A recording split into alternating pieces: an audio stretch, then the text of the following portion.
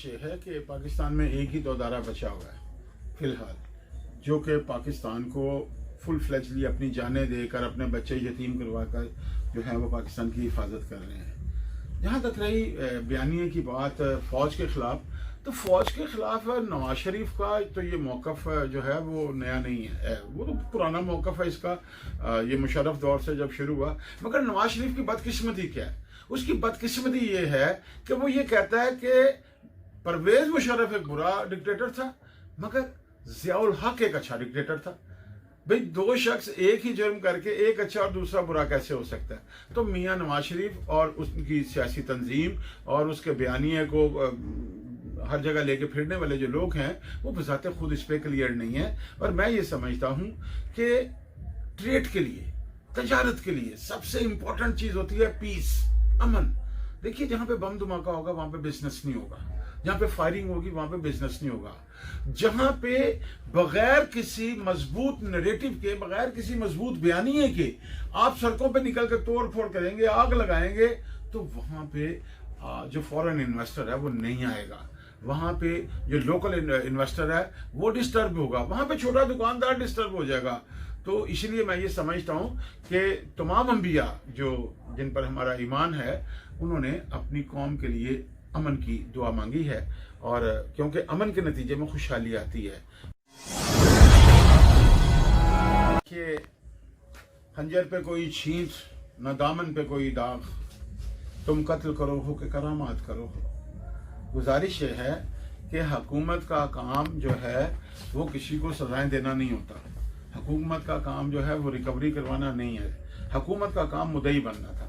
और पाकिस्तान का कौन सा करप्ट सियासतदान है जिसपे पाकिस्तान तहरीक इंसाफ की हुकूमत मुद्दई नहीं बनी?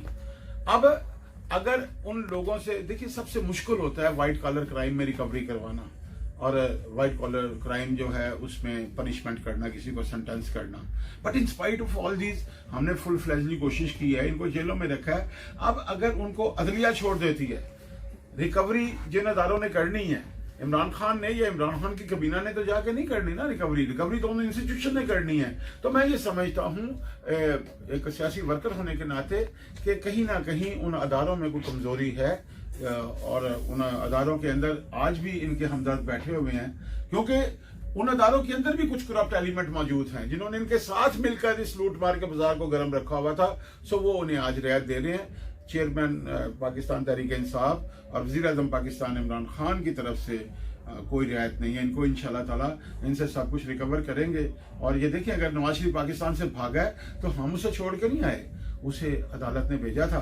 और वो जो हामिद मीर साहब और इस तरह के दूसरे चरखटे ये कहते थे कि वो 4 माह में नहीं आएगा तो मैं जिम्मेदार हूँ, जो गारंटियाँ देते फिरते थे। आज उनसे पूछिए कि वो नवाज शरीफ किधर है, ताकि हम उनसे बुलाकर रिकवरी करवाएं और उसे सजा दें। देखिए सबसे जो मेरे नज़दीक अहम बात है वो होती है इंसान की डिग्निटी। और जो इंसान अपनी डिग्निटी पे, अपनी अजमत पे कॉम्प्रोमाइज़ कर जाता है ना, वो फिर इंसान एक छोटा इंसान हो जाता है। मैं ये समझता हूँ सबसे पहली बात तो ये है कि ये मोहतरमा बेनज़ीर भुट्टो साहबा नहीं है। उनकी बहुत लंबी जद्दोजहद थी, उनकी सजाएं थी, उनकी कोठरी में सांप फेंक दिए जाते थे, बिच्छू फेंक दिए जाते थे। उन्होंने एक बुरा वक्त देखा, उन्होंने भाइयों की मौतें देखी, उन्होंने बाप का कत्ल देखा। तो मैं ये समझता हूँ कि जो पॉलिटिकली ये कहना कि मोहतरमा मरियम साहिबा मेरे लिए काबिल एहतराम है, क्योंकि हम तो ख़वातीन का बहुत ज़्यादा एहतराम करने वाले हैं, मगर जब आप पॉलिटिकली आके झूठ बोलेंगे, ऐसा झूठ जिससे कौम को नुकसान पहुंचता हो, जिससे कौमी खजाने को नुकसान पहुंचता हो, जिससे पाकिस्तान की डिग्निटी कंप्रोमाइज होती हो, तो फिर आप यकीनन काबिल एहतराम नहीं रहते। तो मैं ये समझता हूँ कि उनको तो जो अपनी दादी माँ के डेथ की खबर जो है वो उनको अभी होटल में मिल गई हुई थी। वो तो बाद में फिर स्टेज पे भी आके उन्होंने ऐलान किया और फिर ये कहा कि चले भाई आप मुझे ये बताइए, इतला तो हुकूमत की जिम्मेदारी नहीं थी, आपकी जो दादी माँ थी वो हेड ऑफ द स्टेट नहीं थी, आपके वालिद साहब अपने बाप के जनाजे के साथ नहीं आए थे, आपके भाई अपनी माँ के जनाजे के साथ नहीं आए थे। वही सुन्नत नवाज शरीफ ने पूरी की अपने बेटों की। کہ وہ اپنی ماں کے جنازے کے ساتھ نہیں آیا. نواز شریف صاحب اپنی بیوی کے جنازے کے ساتھ کب آئے تھے؟ تو میں یہ سمجھتا ہوں کہ جنازوں میں شرکت نہ کرنا، اپنوں کے جنازوں میں شرکت نہ کرنا، جنہوں نے ان کو دودھ دیا، جنہوں نے ان کو خون دیا، یہ ان کے ساتھ نہیں ہے تو پاکستان کے جو غریب عوام ہے، پسے ہوئے لوگ ہیں، ان سے ان کا کیا رشتہ ہو سکتا ہے؟ یہ لوٹ مار کرنے والے لوگ ہیں. انہوں نے پاکستان کو ایک قبرستان سمجھ رکھا ہے جہاں پہ یہ صرف مردے دفنانے آتے ہیں. اس کے علاوہ ان کا پاکستان سے کوئی تعلق نہیں. اور میں ان کو صرف یہ بتانا چاہتا ہوں کہ پاکستان بالکل قبرستان ہے، مگر یہ قبرستان ہے تمہاری سیاست کا، جس کو پاکستانی عوام نے ثابت کرنا ہے. اور انشاءاللہ تعالی جو چند ایک بچ گئے ہیں وہ 2023 میں ہم فارغ کر دیں گے. بہت شکریہ.